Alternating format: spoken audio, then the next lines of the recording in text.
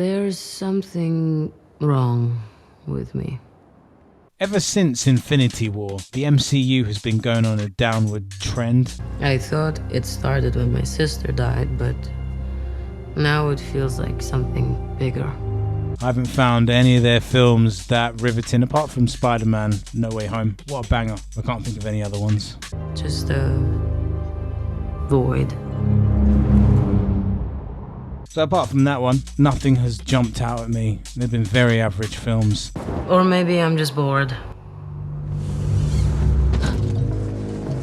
But can Thunderbolts be the answer I've been desperately needing from the MCU to get out of this fatigue, to get out of this lull? Can Florence Pugh and all her buddies save the MCU from obscurity? Well, not obscurity, just boring, average films. What is your favourite MCU film?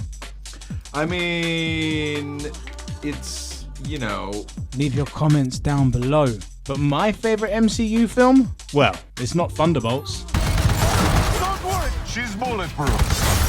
What happened to bulletproof? It's bulletproof-ish. So reviews are in and it's kind of universally loved. I mean, I had a look on Letterboxd and I was like, hold on one second, 3.8 out of 5. Did we see the same film here? So the story starts off fairly well. You got Dreyfus, who's in trouble for impeachment, where she's been doing tests on people. She needs to get rid of all the evidence, but she also needs to get rid of some of the people that have been working for her that could get her into trouble. Like Florence Pugh from Oppenheimer. She's really good in that film. I'm surprised that none of you have seen my review either. Then we got Wyatt Russell, who's this discount Captain America. He also stars in Night Swim. Don't know if you saw that film, but I've got a review of that as well. Out of my way. And then there's Ghost. You know, at the end of the day, I'm not a ghost, so I can't, sit here and go, so I phased yesterday. Like, it's actually emotional and complex, making these characters three-dimensional. Oh, and another one, Taskmaster or something. Someone from Black Widow. Anyway, so these four are having a big fight. One of them dies. The one who isn't left in the trailers. Also, whilst in their confrontation, somebody accidentally opens a box and there's a human inside. And his name's Bob. So now everyone cottons on that Dreyfus really wants them all gone. We're taking you in, Val. I don't think so. Junior varsity, Captain America. So they need to team up together. They don't really team up together. They don't really want to. They're so used to being such lone wolves that they don't know how to even communicate. They decide to all escape together, but Bob, he sacrifices himself for the greater good. Everyone finds out that he's got special abilities. And Dreyfus is well pleased about this. So Dreyfus basically uses Bob to kind of get what she wants. She wants to take over the world. Who is this old Santa?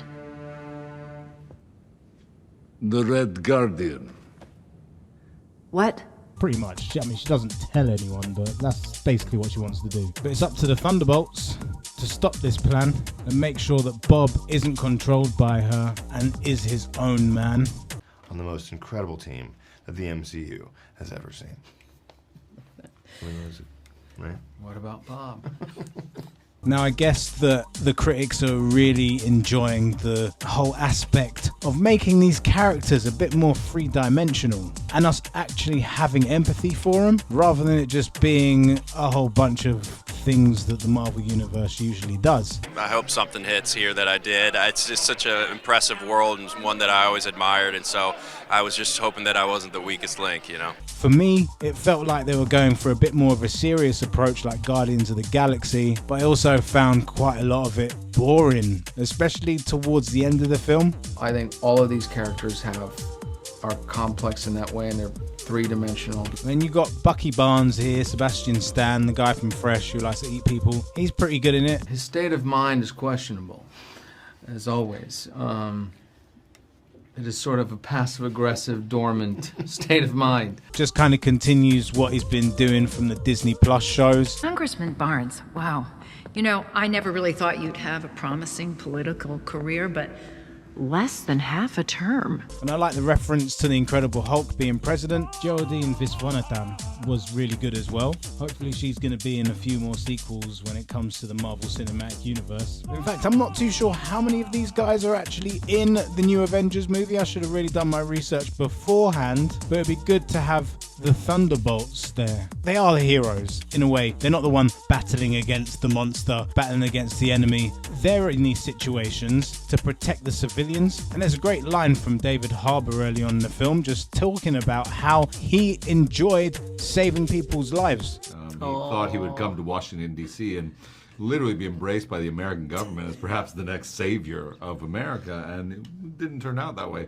And it was a nice different aspect from the usual, we want to be the forefront, we want to be the faces. That's played on quite well with Florence Pugh and Dreyfus. I thought Lewis Pullman, the son of Bill Pullman, I thought he was pretty good as Bob. The character was always a parable for mental health. And so it felt like that was the only way we were going to be honest to that creation, is to take that and run with it. A conflicted guy who just kind of looked exactly like his dad. So that was kind of slightly distracting because I kept thinking, who is this guy? I've seen him somewhere before. The best part about this is how there's a lot of love and a lot of, there's the relationships between the characters are so complex, which I think is so fun. Because, David Harbour and Florence Pugh's daughter-father relationship is just, it's such, every single time they speak, you're bound to laugh at some point and then also kind of cry. There was good things from this film. However, I didn't find it compelling. I wasn't captivated. Now, when I get the opportunity to watch this at home, there'll be a lot of skippable scenes. And that's why I can't give it any more than 3 stars. It's a good film. It's alright. It's good. It's okay. It's in the mid-tier of the MCU. It isn't terrible, but it also isn't anything exceptional. It's kind of like the same level as Guardians of the Galaxy, the first Avengers, the Black Panthers. What was so cool about this was how most of the stunts and effects were shot practically. There's very little CGI, which is quite unique for a Marvel movie. I quite like that they used the Avengers Tower. It was almost like they were trying to play on a reset. Oh, we're going to do the battle in New York like the first Avengers because Thunderbolts. But yeah, there were some good ideas. Is it worth trepsing all the way to the cinema to go watch it when you have other films at the cinema at the moment that are just infinitely better on every level? Acting, music, cinematography, world building. It's up to you. It's up to you what you want to go see. Well, first and foremost, when audiences watch this film, I hope they really feel like they got their money's worth and they were properly entertained. But I know what's good, and this is, yes, it's good. The choice is yours. With such big things like this, where there's people fighting, there's buildings blowing up, you have to see it in a huge screen. You have to feel like you're there. And the only way to do this on a home theater with your TV in your living room, it's to go to a huge screen like the Dolby Cinema and just be immersed in the experience. And I think that's so worth it, especially for this film. Do you have a favorite Avenger though? Favorite movie's always been Black Widow from all the Marvel series, and I love Yelena. And so I think that just having a strong female main character just makes this a great way to start the whole Marvel summer season. Because mine's arguably Thor. I just really enjoyed the stuff that happened in Infinity War, and also that rhymed, so I'm going with that.